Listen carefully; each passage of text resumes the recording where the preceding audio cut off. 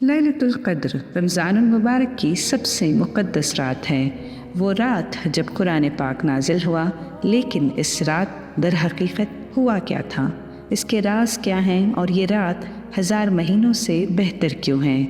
इस वीडियो में हम इस बाबरकत रात के हैरत अंगेज़ वाक़यात, ज़मीन पर फरिश्तों की आमद और इस रूहानी क़ुव्वत के बारे में बात करेंगे जो इसे गैर मामूली बना देती है।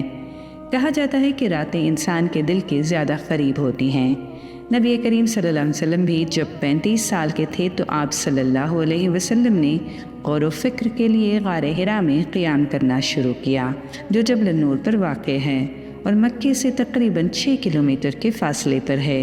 ये आदत आप सल्लल्लाहु अलैहि वसल्लम ने अपने दादा अब्दुल मुत्तलिब से सीखी थी। 35 से 38 साल की उम्र तक आप सल्लल्लाहु अलैहि वसल्लम रमज़ान में ही गारे हिरा में रहते, लेकिन 38 से 40 साल की उम्र में आप सल्लल्लाहु अलैहि वसल्लम ने साल के 6 महीने वहाँ गुजारना शुरू कर दिए। हज़रत खदीजा रज़ियल्लाहु ताला हमेशा आप सल्लल्लाहु अलैहि वसल्लम के लिए खाने और पानी का ख्याल रखती थीं। एक दिन हज़रत खदीजा रज़ियल्लाहु ताला ने पूछा, ए अल्लाह के रसूल, आप गारे हिरा में क्या करते हैं? आप सल्लल्लाहु अलैहि वसल्लम ने फरमाया, ए खदीजा, मैं गौर व फ़िक्र करता हूँ।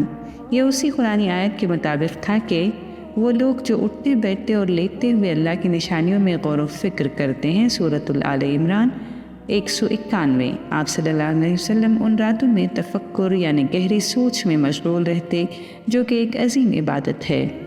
जब अल्लाह किसी बंदे से मोहब्बत करता है तो दुनिया की चमक दमक को उसके लिए बेवक़्त कर देता है।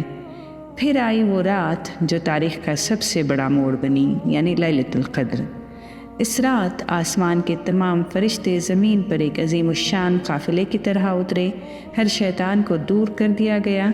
अगर कोई उस रात आसमान की तरफ देखता तो शायद उसे टूटते हुए तारे नज़र आते, लेकिन हकीकत में वो शैतानों को दूर भगाने का मंजर था। गारे हिरा के अंदर नबी करीम सल्लल्लाहु अलैहि वसल्लम हमेशा की तरह अपनी मखसूस चट्टान पर बैठे थे, दीवार से टेक लगाए, आंखें बंद किए, गहरे गौर व फ़िक्र में थे। अचानक आप सल्लल्लाहु अलैहि वसल्लम ने एक नूरानी हस्ती को देखा। ये जिब्राइल अमीन थे जो अल्लाह का पैगाम लेकर आए थे। जिब्राइल अमीन ने ज़ोरदार आवाज़ में फरमाया, इक़रा, यानी पढ़िए। आप सल्लल्लाहु अलैहि वसल्लम ने घबरा कर जवाब दिया, मैं पढ़ नहीं सकता। जिब्राइल अमीन ने आप सल्लल्लाहु अलैहि वसल्लम को ज़ोर से सीने से लगाया और फिर छोड़ दिया। फिर दोबारा कहा, इक़रा। ये सिलसिला 3 बार दोहराया गया। तीसरी मरतबा जिब्राइल अमीन ने कुरान की पहली 5 आयत पढ़ी। पढ़ो अपने रब के नाम से जिसने पैदा किया, इंसान को जमे हुए खून से पैदा किया। पढ़ो और तुम्हारा रब सबसे बड़ा करीम है जिसने कलम के ज़रिए इल्म सिखाया, इंसान को वो सिखाया जो वो नहीं जानता था। सूरतुल अलक़। ये पहला मौका था जब वही नाजिल हुई। नबी करीम सल्लल्लाहु अलैहि वसल्लम पर एक हैबत तारी हो गई। आप सल्लल्लाहु अलैहि वसल्लम फ़ौरन गारे हिरा से बाहर निकले। आप सल्लल्लाहु अलैहि वसल्लम का दिल तेज़ी से धड़क रहा था। आप सल्लल्लाहु अलैहि वसल्लम जब घर की तरफ जा रहे थे तो आपके रास्ते में जो भी दरख्त, पत्थर या जानवर था, वो सब आवाज़ देते, अस्सलाम अलैका या रसूल अल्लाह, ए अल्लाह के रसूल, आप पर सलाम हो। आप सल्लल्लाहु अलैहि वसल्लम ने जब आसमान की तरफ देखा तो जिब्राइल अमीन को उनकी असल शक्ल में देखा, जो पूरे उफ़क़ पर मुहीत थे। डर और हैरत के आलम में आप सल्लल्लाहु अलैहि वसल्लम अपने घर पहुँचे और कहा, ज़म्मिलूनी ज़म्मिलूनी, मुझे चादर उड़ा दो। हज़रत खदीजा ने आप सल्लल्लाहु अलैहि वसल्लम को चादर उड़ा दी और तसल्ली दी।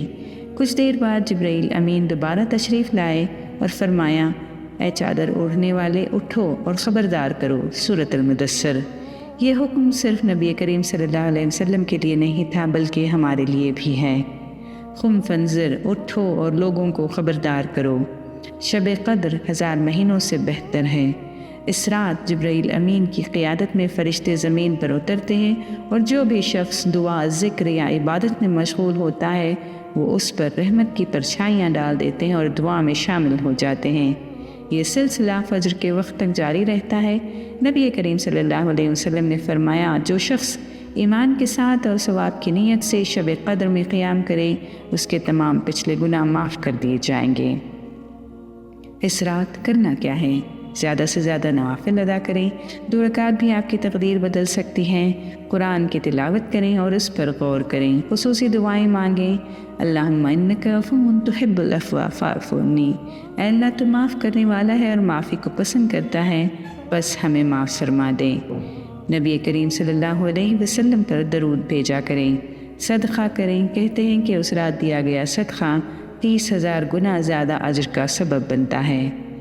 لیلۃ القدر کے صحیح وقت کا کسی کو علم نہیں، لیکن یہ رمضان کے آخری 10 راتوں میں سے کسی ایک رات میں آتی ہے۔ خاص طور پر 27ویں رات کو اس کا زیادہ امکان ہوتا ہے۔ نبی کریم صلی اللہ علیہ وسلم نے تاکید کی ہے کہ آخری 10 راتوں میں لیلۃ القدر کو تلاش کرو۔ لیلۃ القدر صرف ایک رات نہیں بلکہ ایک موقع ہے، ایک موقع اللہ سے جڑنے کا، مغفرت طلب کرنے کا اور اپنی تقدیر کو بدلنے کا۔ اس رات آسمان فرشتوں سے بھر جاتا ہے، زمین رحمتوں سے معمور ہو جاتی ہے اور تقدیریں لکھی جاتی ہیں۔ لہٰذا اس رات کو غفلت میں نہ گزاریں، عبادت کریں، دعائیں مانگیں اور اس بابرکت رات کو اپنائیں۔